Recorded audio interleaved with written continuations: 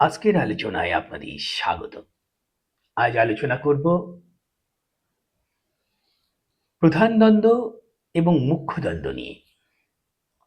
প্রথমে দেখা যাক সামাজিক চালিকা শক্তি বলতে কি বোঝায়। সমাজের অন্তর্বস্তু হচ্ছে দ্বন্দ্ব। মার্ক্সীয় দর্শন অনুযায়ী এই দ্বন্দ্ব বা সংগ্রামই হচ্ছে সমাজের চালিকা শক্তি।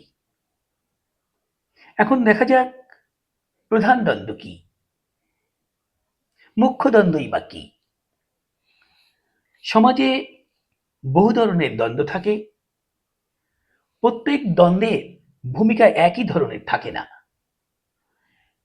দ্বন্দ্বের ভূমিকার এই ভিন্নতার উপরই ভিত্তি করে মাও সেতুং দ্বন্দ্বসমূহকে প্রধান এবং অপ্রধান রূপে বিভক্ত করেছিলেন। এই প্রধান এবং অপ্রধানের ধারণা থেকে জন্ম হয়েছে প্রধান দ্বন্দ্ব এবং মুখ্য দ্বন্দ্বের ধারণা। প্রধান দ্বন্দ্ব বা প্রিন্সিপাল দ্বন্দ্ব হচ্ছে সেই দ্বন্দ্ব যে দ্বন্দ্বের উপরে নির্ভর করে একটি সমাজের মূল মূল বৈশিষ্ট্য গড়ে ওঠে এবং তার গতিপথ নির্ধারিত হয়। যেমন সাম্রাজ্যবাদ, আধিপত্যবাদ, লুটেরা ধনিক শ্রেণী এবং সাম্প্রদায়িকতার সাথে বাংলাদেশের জনগণের মুক্তিযুদ্ধ, বাংলাদেশের জনগণের মুক্তির আকাঙ্ক্ষা, মুক্তির সংগ্রামের দ্বন্দ্ব হচ্ছে প্রধান দ্বন্দ্ব। কারণ এই দ্বন্দ্বটি সমাজের মূল মূল বৈশিষ্ট্যকে নির্ধারণ করে দিচ্ছে, এই দ্বন্দ্বটি সমাজের গতিপথ নির্ধারণ করে দিচ্ছে। আর মুখ্য দ্বন্দ্ব বা মেজর দ্বন্দ্ব হচ্ছে সেই দ্বন্দ্ব যে দ্বন্দ্বটি প্রিন্সিপাল দ্বন্দ্বের অন্তর্ভুক্ত এবং প্রিন্সিপাল দ্বন্দ্বের প্রধান দ্বন্দ্বের অন্তর্গত থেকে একটা নির্দিষ্ট সময়ে খুবই গুরুত্বপূর্ণ হয়ে ওঠে এবং সমাজের গতিমুখ, সমাজের বৈশিষ্ট্য নির্ধারণে তাৎপর্যময় ভূমিকা রাখে। যেমন আমাদের অন্তর্বর্তীকালীন সরকারের সময়ে, নির্বাচনের সময়ে সাম্প্রদায়িকতার সাথে বাংলাদেশের জনগণের মুক্তিযুদ্ধ এবং তার মুক্তির আকাঙ্ক্ষার সাথে দ্বন্দ্বটি মেজর দ্বন্দ্ব বা মুখ্য দ্বন্দ্ব হিসেবে আত্মপ্রকাশ করেছিল।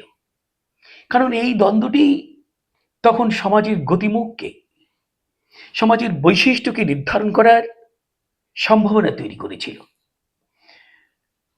তখন আমাদের দায়িত্ব হয়ে পড়েছিল এই গুরুত্বপূর্ণ হয়ে ওঠা দ্বন্দ্বটির সমাধান করা, সাম্প্রদায়িকতার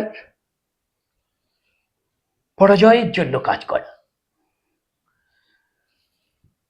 প্রধান দ্বন্দ্ব এবং মুখ্য দ্বন্দ্বের মধ্যে প্রধান দ্বন্দ্ব দীর্ঘস্থায়ী একটা যুগের বৈশিষ্ট্য হিসাবে আবির্ভূত হয় এবং এই প্রধান দ্বন্দ্বের উপরে ভিত্তি করে রণনীতি নির্ধারণ করা হয়। আর মেজর দ্বন্দ্ব যা প্রধান দ্বন্দ্বের মধ্যে একটি দ্বন্দ্বের গুরুত্বপূর্ণ হয়ে ওঠাকে বোঝায়, সেটি ক্ষণস্থায়ী, সেটি দ্রুত পরিবর্তিত হতে পারে। এর উপরে ভিত্তি করে রণকৌশল নির্ধারণ করা হয়।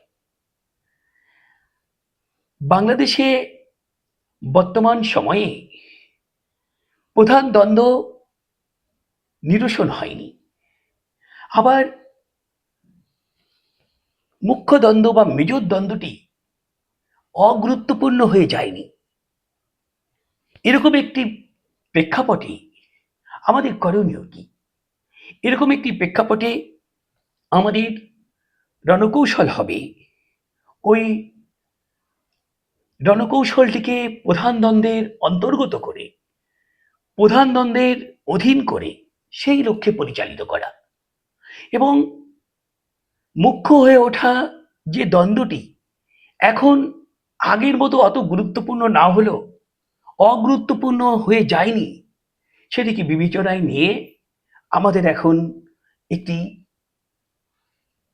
সামগ্রিকভাবে কর্মকাণ্ড পরিচালনা করা দরকার।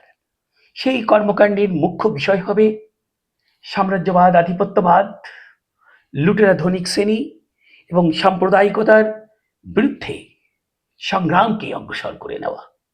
কারণ এই দ্বন্দ্বগুলোই, এই বিষয়গুলোর কমপ্লেক্স অফ কমপ্লেক্সিটি প্রধান দ্বন্দ্ব তৈরি করেছে। আবার তার অন্তর্গত একটি বিষয় সাম্প্রদায়িকতা মাঝে মাঝে গুরুত্বপূর্ণ হয়ে উঠছে। সুতরাং আমাদের একই সাথে সাম্রাজ্যবাদ, আধিপত্যবাদীর বিরুদ্ধে, লুটেরা ধনিক শ্রেণীর বিরুদ্ধে এবং এই সাম্প্রদায়িকতার বিরুদ্ধে সংগ্রামকে সাধিত করতে হবে। সুতরাং আলোচনার মধ্যে এটা পরিষ্কার হয়ে উঠেছে যে প্রিন্সিপাল দ্বন্দ্ব হচ্ছে সেই দ্বন্দ্ব, যে দ্বন্দ্ব সমাজের মূল বৈশিষ্ট্য নির্ধারণ করে, সমাজের গতিমুখটি, সমাজের গতিপথকে নির্ধারণ করে। সেটি হচ্ছে প্রিন্সিপাল দ্বন্দ্ব, প্রধান দ্বন্দ্ব।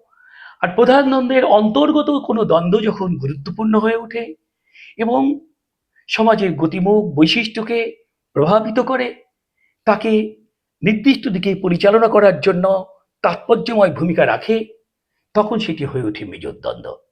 আশা রাখি আলোচনা থেকে সমগ্র বিষয়টি পরিষ্কার হয়েছে। আমাদের কর্তব্য আমরা নির্ধারণ করতে পারবো এর মধ্য দিয়ে। আগামী আলোচনায় আপনাদের আহ্বান জানাই।